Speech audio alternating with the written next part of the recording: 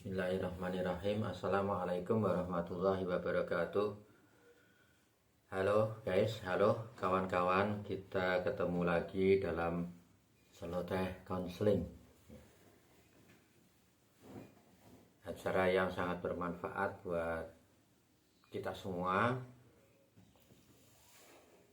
Terima kasih atas perhatian teman-teman yang tidak pernah capek untuk mengikuti konten ini.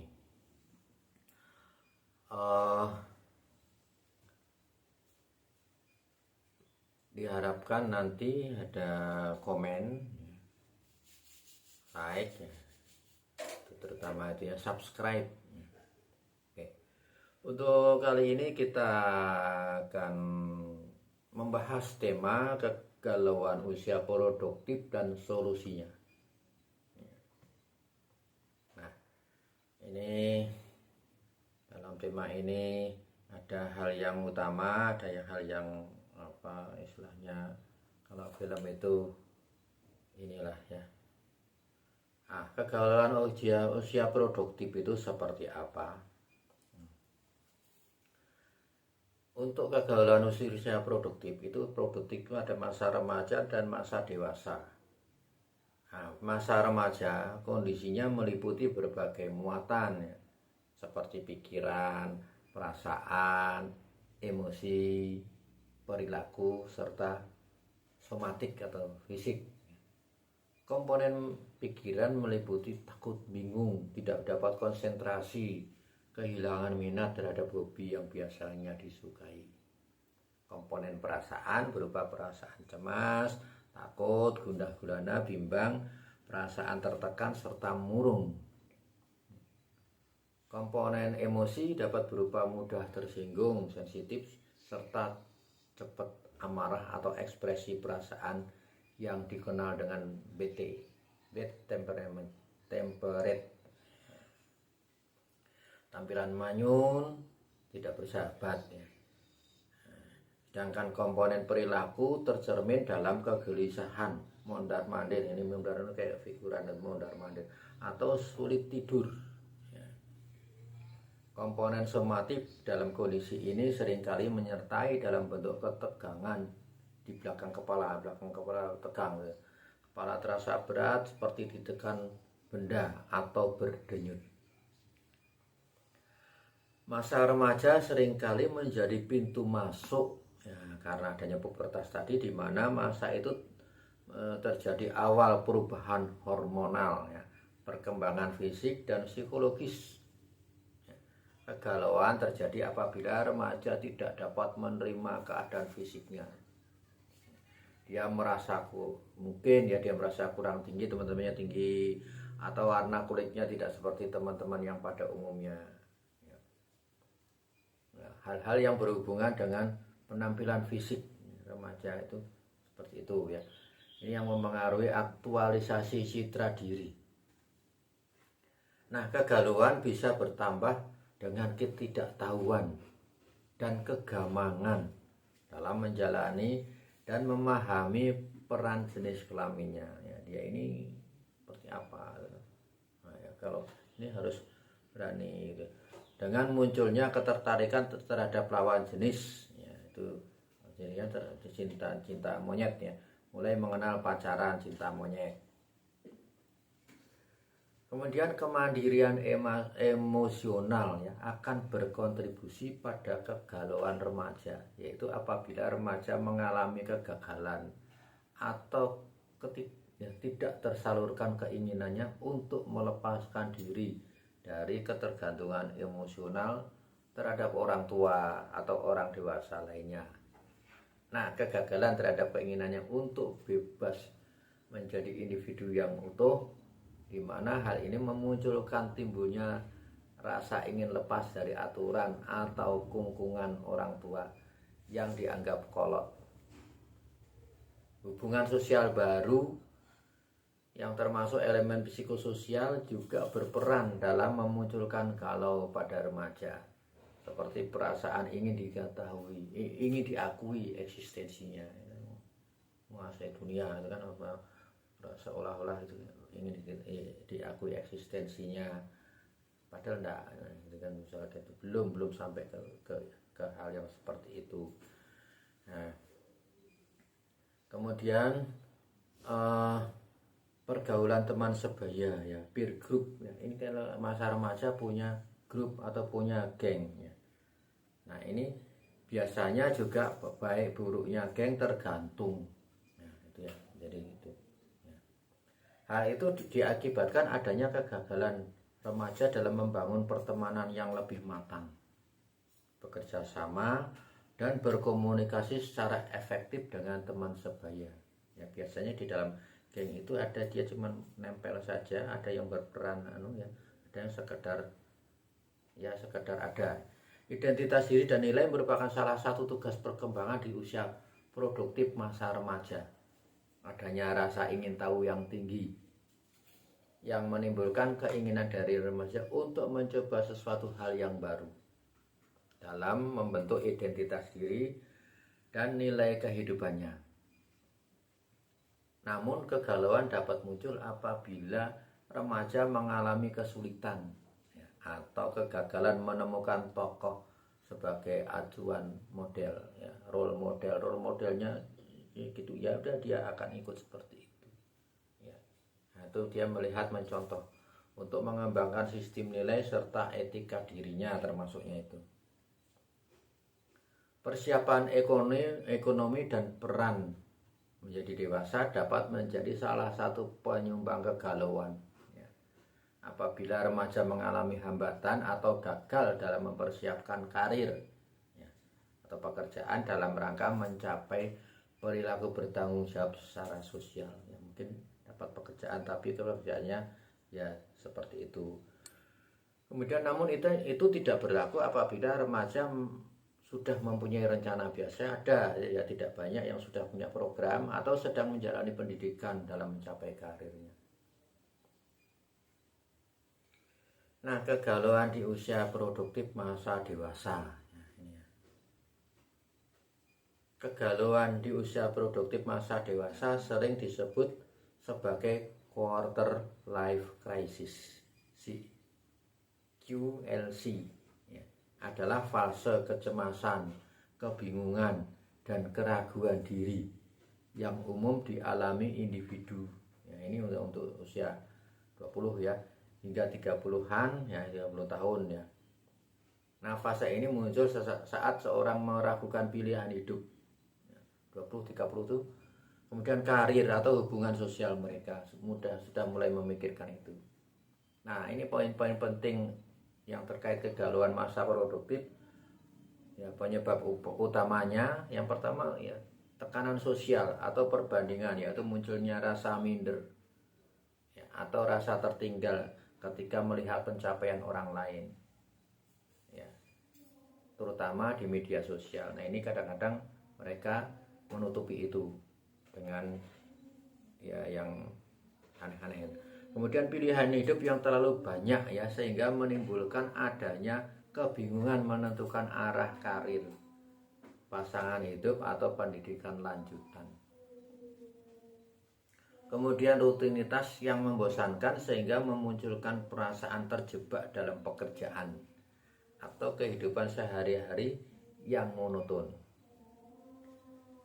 Nah, ekspektasi tidak realistis ya, ini dia berkhayal yang terlalu ini ya, yang tidak sesuai. Nah, itu hal ini muncul karena impiannya yang terlalu tinggi dan tidak sejalan dengan kenyataannya.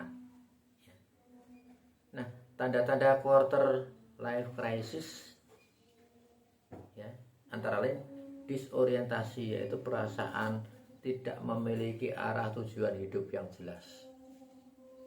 Kemudian ya ini bingung ya. Kemudian kecemasan tinggi dalam bentuk overthinking mengenai masa depan. Kadang-kadang orang sudah memikirkan itu, tapi ada juga yang tidak mikir ya. Merasa tidak puas, yaitu tidak bahagia dengan posisi atau pencapaian saat ini. Tidak puas dengan capaian saat ini. Itu tidak banyak yang berpikir sampai ke depan.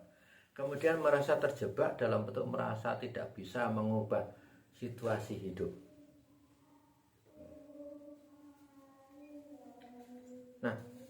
Nah, yang seperti itu tadi pada umumnya terjadi pada usia 25 sampai 28 tahun ya, di mana individu mempertanyakan identitas diri serta tujuan hidupnya. Nah, kemudian usia 30 sampai 40 seperti apa? Nah, ini usia pencarian makna. Ya, pencarian makna yaitu munculnya kembali kegalauan dalam bentuk pencarian makna yang lebih dalam. Galau akhirnya seperti itu ya, tidak jelas gitu kan, atas peran kehidupan yang dijalani. Dia sudah jadi apa? Tidak jadi apa-apa misalnya gitu. Nah, kemudian solusi kegalauan itu seperti apa? Solusi kegalauan usia produktif masa remaja ya. Ini pada masa remaja galau itu wajar terjadi ya, karena remaja itu kan merupakan transisi menuju dewasa penuh. Nah, kegalauan itu jika diatasi dengan bijak ya, ini dapat membantu individu menentukan arah hidup yang lebih bermakna ya. Kalau pada remaja sebenarnya merupakan suatu gangguan mood ya, yang perlu mendapat perhatian, maka dia perlu diperhatikan ya, supaya tidak cari perhatian yang ini ya. Tapi kalau ada yang sudah menjalani pihak termasuk praktisi klinis, selain itu orang tua ya, dalam mengatasi masalah tersebut ya, perlu adanya inovasi, yaitu dengan mengembangkan program kelompok bantuan diri self help group bagi remaja dengan cara membentuk komunitas remaja anti atau bebas galau ya, atau peduli galau yang berbasis kerjasama dengan psikolog, psikiater, konselor, rumah sehat atau lembaga sosial. Orang tua dalam menyikapi remaja yang galau harus bijak. Ini menyikapi secara benar. Kepedulian atau awareness sangat diharapkan agar remaja tidak terjerumus pada paradigma yang salah ya, terkait pencarian identitas diri. Pada masa kritis ini remaja itu justru perlu pendampingan dari kedua orang tua ya, juga dari siapapun yang menaruh perhatian agar tidak menjadi salah jalan ya. Ini pola asuh orang tua sangat berperan dalam masa atau periode atau tahap remaja dan pubertas, dan harus mengalami suatu modifikasi dalam sikap yang luas. Jadi orang tua tidak boleh terlalu kaku. Nah, ini semua tidak ada sekolah menjadi orang tua, maka semua orang tua itu memang belajar ya untuk menjadi orang tua. Pendekatan menggunakan sikap yang luas atau tidak kaku akan lebih mengena dalam memposisikan diri sebagai orang tua ya, dan anak sebagai individu yang harus menerima aturan dalam keluarga. Nah, ini kerjasama ya, orang tua harus bisa masuk juga. Sikap fleksibel adalah pilihan yang tepat bagi orang tua, yaitu menganggap anak sebagai individu baru yang keberadaannya perlu diakui, sehingga orang tua bersikap sebagai teman. Hal ini membuat remaja merasa dihargai, sehingga orang tua dapat melakukan diskusi terkait dengan ketidaktahuan remaja dalam mengatasi krisis identitas diri, dan anak merasa dihargai pendapatnya, tidak dianggap sambil lalu ya kayak film figuran gitu, tidak. Kemudian diskusi interaktif ya antara orang tua dengan anak itu diterapkan dalam pola asuh. Minta pendapat anak ya, atau itu membuat orang tua tetap dapat melakukan peran mendidik serta mendewasakan serta menanamkan moral dan etika. Di samping itu orang tua perlu mulai mengenali teman-teman akrab ya, dari anaknya ya. Itu anak juga harus mendekatkan diri pada orang tua ya, tentunya itu harus saling kedua-duanya, dengan tidak mendiskreditkan ya, mengenali dengan tidak mendiskreditkan. Kemudian orang tua jangan sungkan berkenalan dengan teman-teman akrab anaknya untuk mengenali dan menanyakan kesukaan atau minat mereka yang sedang tren. Minat tren yang terbaru itu apa, yang menjadi obrolan tema anaknya. Ya. Maksudnya yang seperti itu agar suasana itu menjadi cair untuk orang tua bisa masuk, orang tua dapat memberikan nasihat pada kelompok anaknya. Nah, hal itu karena ya ini sangat penting karena masa pubertas ini remaja, nah ini ada orang jualan lewat, terkadang lebih memilih untuk mengikuti dan setia kepada teman sebaya atau peer groupnya.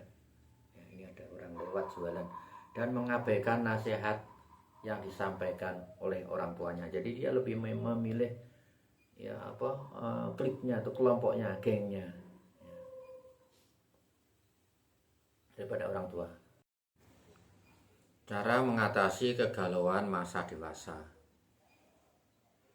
Kegalauan masa dewasa ya. Ini quarter life crisis. Cara mengatasinya dapat dilakukan dengan melibatkan penerimaan diri. Fokus pada tujuan pribadi dan membatasi perbandingan sosial. Nah, langkah-langkah praktisnya meliputi menetapkan target yang realistis, beristirahat cukup, ini untuk menjaga kesehatan fisik, bercerita ke orang terpercaya, cari dukungan sosial, dan melakukan self care. Jika ada perasaan tertekan itu berlanjut, pertimbangkan untuk mencari bantuan profesional. Nah, kegalauan masa remaja mengatasinya dapat dilakukan dengan beberapa hal ya, rinciannya ya. Yang pertama tujuan ya, tentukan tujuan atau target yang realistis, yang real ya dan jelas. Dengan cara membuat tujuan hidup yang realistis ya, serta langkah-langkah yang konkret yang real untuk mencapainya. Contoh ya, menambah keterampilan secara mandiri ya, yang dulu tidak sempat dilakukan sekarang dilakukan. Mengikuti kursus. Ya. Jangan terpaku pada tekanan waktu atau deadline ya, jadi ada orang lain ya. Belum menemukan, nah ini kalau yang masih umur 30-an belum menemukan masalah hidup, ini hal yang dapat dilakukan: memperluas pertemanan, membuka diri, serta tidak menuntut kriteria yang berlebihan atau sempurna ya. Mengingat kondisi semua manusia termasuk diri sendiri juga tidak sempurna. Ini untuk yang tadi usia masih 30, 40 dia belum ada. Itu ya. Kemudian pahami dan terima perasaan. Akui bahwa rasa takut atau sedih atau kondisi saat ini yang belum sesuai dengan keinginannya atau cita-cita masa depan itu wajar. Nah, individu hendaknya mengenali diri sendiri, itu refleksi. Dia harus merefleksi, melihat diri sendiri, mampu melihat diri sendiri, sehingga dapat memetakan prioritas apa yang harus dikerjakan atau diinginkan, termasuk dalam kaitan pengambilan keputusan ya, alih profesi ya, atau kegiatan, profesi atau kegiatan.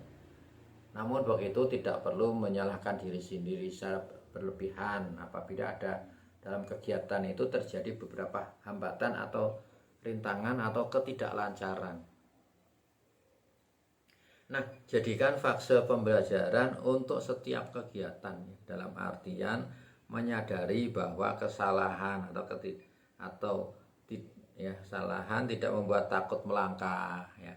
Namun itu justru menjadi bagian dari proses pembelajaran menuju pendewasaan.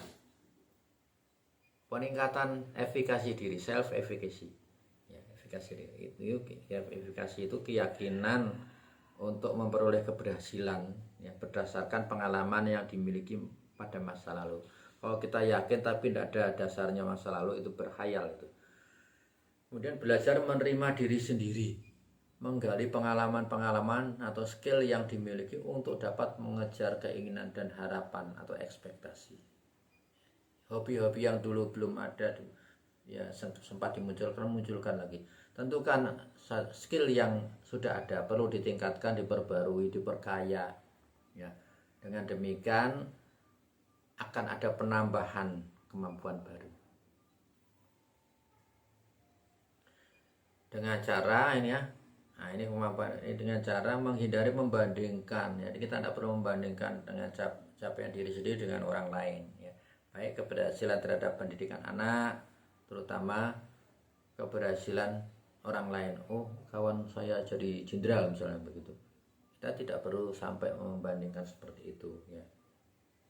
Kita saya, dia. Kemudian tampilan keberhasilan orang lain di media sosial. Kita melihat teman-teman kita di media sosial ya, menampilkan kegiatan ini itu. Nah, itu tidak harus berpengaruh pada kita. Biasanya hanya akan memperlihatkan yang enak-enak saja untuk medsos itu. Nah, kita lebih baik fokus pada diri sendiri setiap hari, serta hargai setiap keberhasilan kita, biarpun progresnya kecil ya, hanya 1%.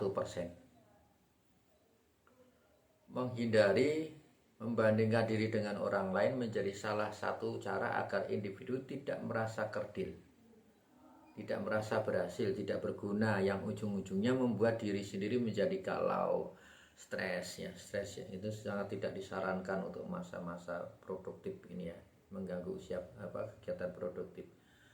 Evaluasi dan rencanakan untuk menutup kekurangan-kekurangan pada karir sebelumnya. Pertinggi kreativitas dalam rangka merencanakan perpindahan atau perubahan karir. Kemudian pengubahan minat serta hobi dapat dilakukan agar sesuai dengan usia, serta menikmati waktu luang secara lebih fleksibel. Nah, selanjutnya menentukan prioritas hidup dan berani mengambil keputusan, termasuk keputusan perpindahan karir. Kelola pikiran negatif ya dengan cara menuliskan kelebihan-kelebihan serta keberhasilan yang pernah diraih, yang pernah kita raih. Ganti kritik dengan kelebihan, pernyataan positif yang dipikirkan secara berulang. Jangan lupa mengembangkan stabilitas emosi serta kemampuan di dalam mengelolanya, agar pikiran negatif ya, tidak menghantam diri sendiri ya. Nanti malah kacau sendiri. Kemudian jaga kesehatan fisik ya, mental ya, dan self care, pemeliharaan diri dengan melakukan hobi ya, kemudian berolahraga walaupun itu olahraga ringan tidak apa-apa, serta meluangkan waktu untuk diri sendiri atau me time ya, dalam rangka mengurangi stres. Lakukan self care untuk mengatasi kegalauan dengan mengatur ulang emosi untuk mengurangi stres, serta menjaga kesehatan mental supaya tetap tangguh dalam menghadapi problem.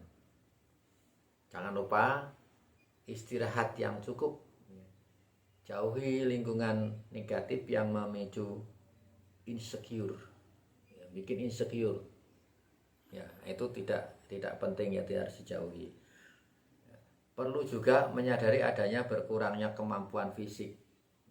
Untuk itu sebisa mungkin hindari adanya sandwich generation, yaitu mengasuh generasi atas dengan generasi bawah. Misalnya mengasuh cucu sekaligus merawat orang tua yang sudah lansia. Nah, ini berat.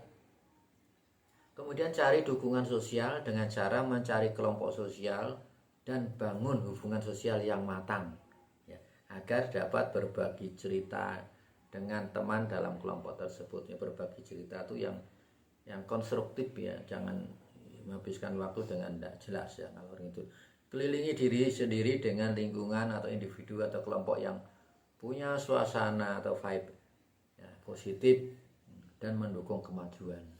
Kalau tidak gitu tinggalkan, tidak penting. Hindari orang-orang toksik yang akan membuat diri makin tenggelam pada suasana ketidaknyamanan.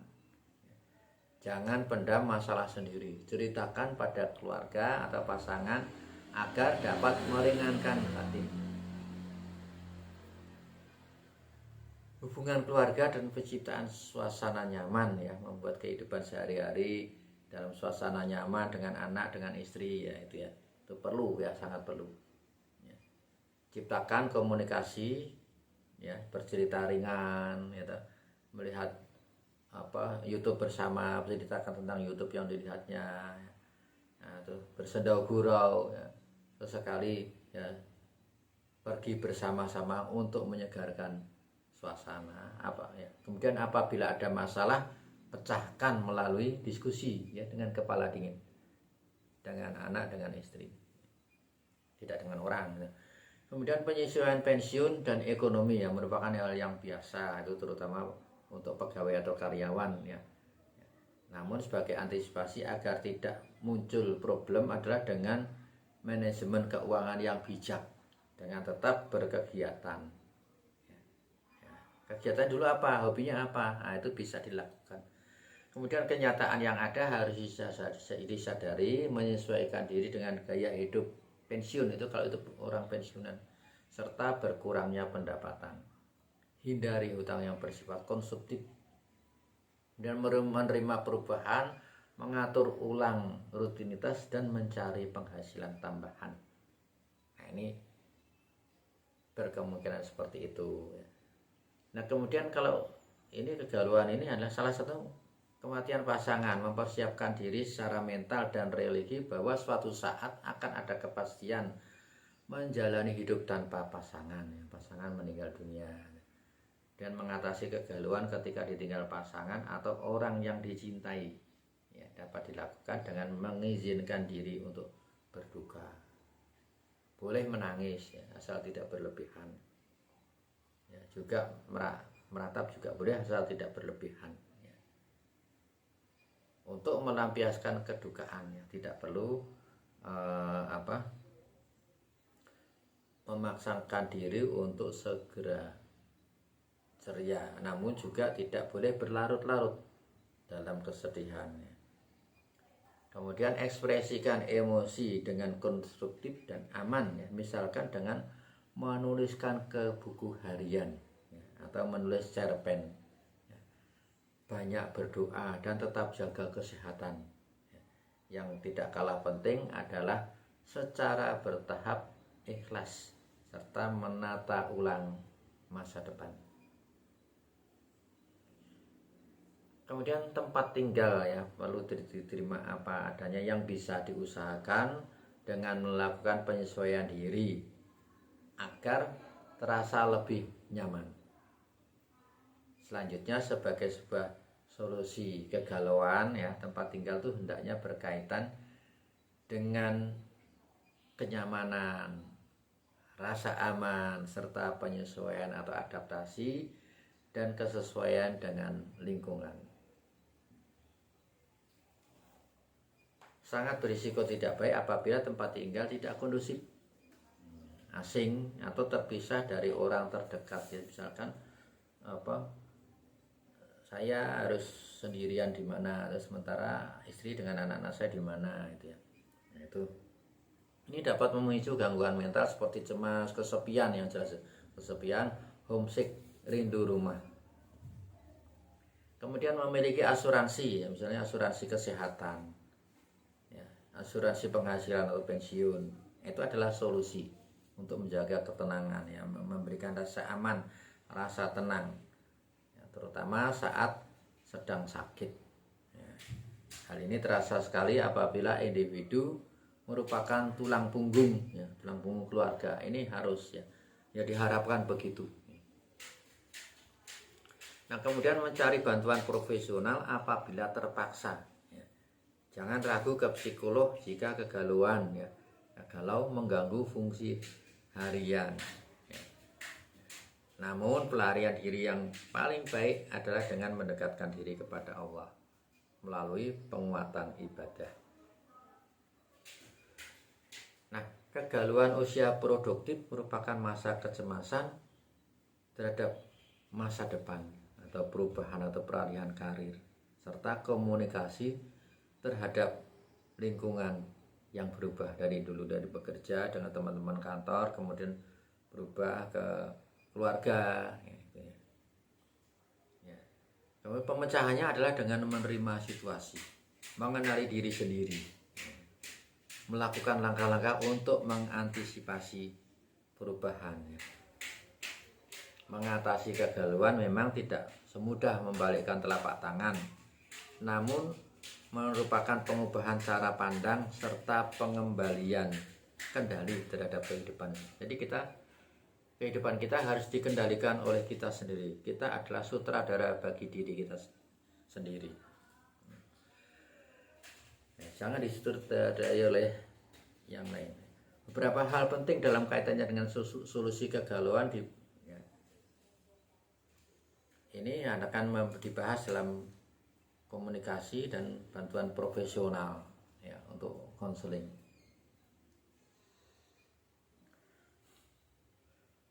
Oke, saya rasa itu yang bisa saya kemukakan kali ini. Saya berterima kasih untuk semua perhatian, semua niat baik dari teman-teman semua ya, para pendengar yang selalu mengikuti tayangan saya. Sebelum saya akhiri, maka saya ingin berdoa untuk kita semua, untuk saya, untuk Anda dan orang-orang yang kita cintai. Mudah-mudahan diberi kesehatan untuk hari ini dan masa depan yang panjang. Amin. Billahi taufiq wal hidayah. Wassalamualaikum warahmatullahi wabarakatuh.